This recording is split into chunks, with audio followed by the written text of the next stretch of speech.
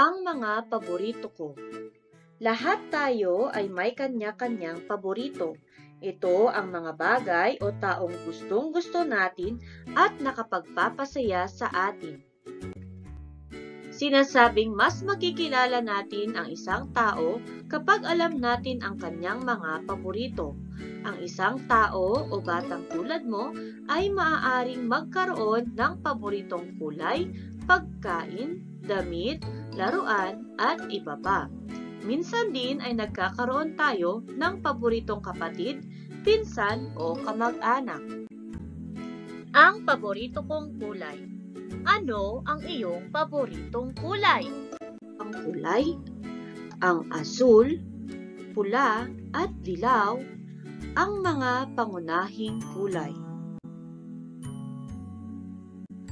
Kapag pinagsama ang dalawang pangunahing kulay, ay makakalikha tayo ng mga pangalawang kulay. Kapag pinagsama ang pula at dilaw, ay nalilikha ang kulay kahel o orange. Kahel o orange ang karaniwang kulay ng carrots, kalabasa at pongkan. Kapag pinagsama ang mga kulay dilaw at asul, ay nalilikha ang kulay na berde. Berde ang karaniwang kulay ng mga dahon, damo at iba't ibang gulay. Kapag pinagsama ang mga kulay na asul at pula, ay nalilikha ang kulay na lila o ube.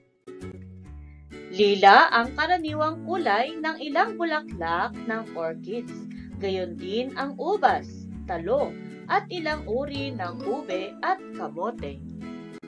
Alam mo ba, ang bahaghari ay binubuo ng iba't ibang kulay. Ang pagkakasunod-sunod ng mga kulay ay madaling matatandaan sa pamamagitan ng acronym na Roy G. Biv para sa simulang titik ng katawagang Ingles sa mga kulay na red, orange, yellow, green, blue, indigo at violet.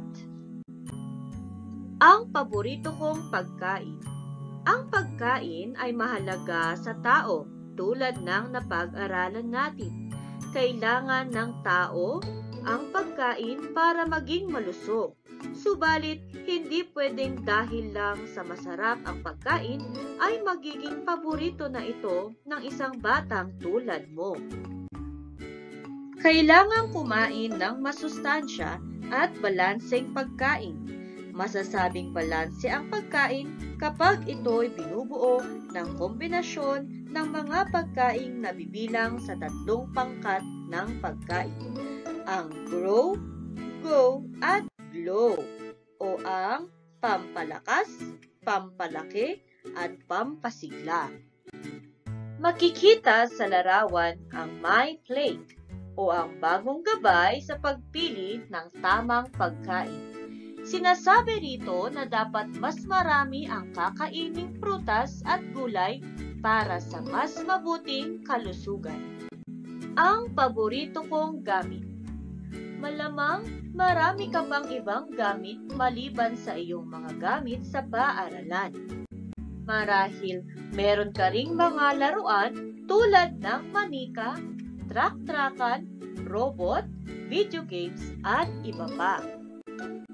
Maaari din ang mga ito'y mga gamit na hindi lang nakalilibang kundi nakapagtuturo din sa iyo ng maraming bagay tulad ng iyong mga paboritong aklat, luto-lutuan at iyong mga itinuturing na educational toys tulad ng laruang, orasan, puzzle, blocks at iba pa.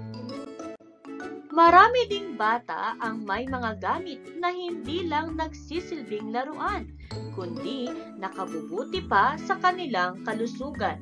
Ang ilang halimbawa ay bisikleta, bola, at raketa ng badminton, bola ng basketball, volleyball o football, frisbee, at iba pa.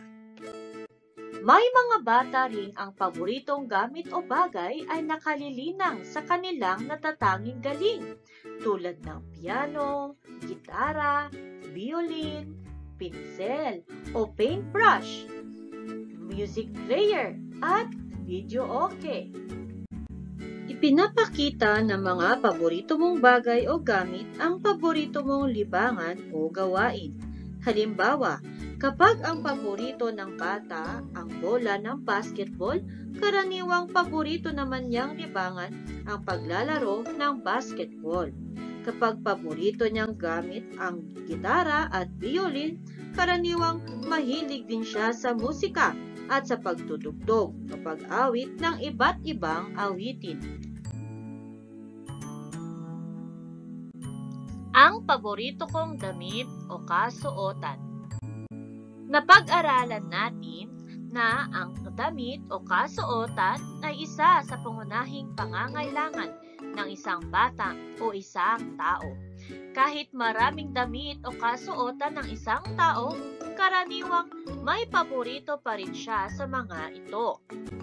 Madalas ang paboritong damit o kasuotan ng isang bata ay iyong panglabas na tiniternohan din ng paborito niyang sapatos o sandals. Ang iba pang paborito ko. Maliban sa mga kulay, pagkain, gamit at damit o kasuotan, ay marami pang maaaring maging paborito ang isang batang tulad mo. Gaya na lang ng paboritong alaga. Paboritong lugar kung saan namamasyal. At ang iyong paboritong kapamilya o kamag-anak.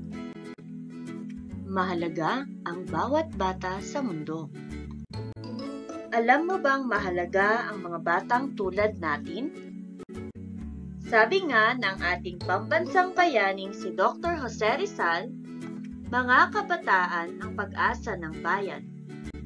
Dahil tayo pala ang pag-asa ng bayan, mahalagang mapagpabuti natin ang ating mga kakayahan, talento at galing upang matupad natin ang ating mga pinapangarap at ninanais sa ating paglaki. Tiyak na makatutulong ito sa pag-unlad ng ating bayan. Mahalaga ang mga pinapangarap at ninanais mo. Ano-ano ba ang mga pinapangarap o ninanais mo? Alam mo na ba kung ano-ano ang mga ito? Pakinggan ang iba't ibang pangarap ng mga batang tulad mo. Maraming bata ang nangangarap maging doktor upang makapagpagaling ng mga may sakit. Kung hindi man doktor, ay gusto nilang maging dentista para magawa nilang malulusog ang ngipin ng mga bata. Meron ding nangangarap maging nurse para makatulong sa mga doktor. Ikaw, nais mo rin bang makatulong sa pagpapanatili ng kalusugan ng tao? Mag-aral kang mabuti upang matupad ito. May mga bata namang gustong-gustong maging guro para maturuan ang mga batang bumasa, sumulat at magbilang.